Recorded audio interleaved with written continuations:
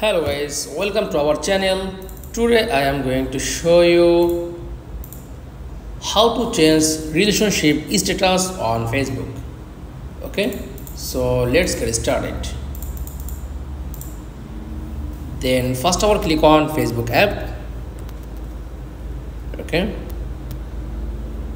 tap on top left profile, scroll down,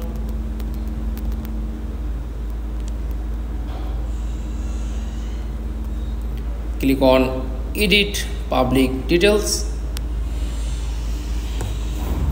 scroll down,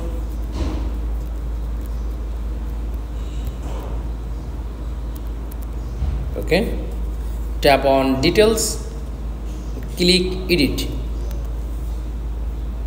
scroll down. This option is relationship. Just click pen option,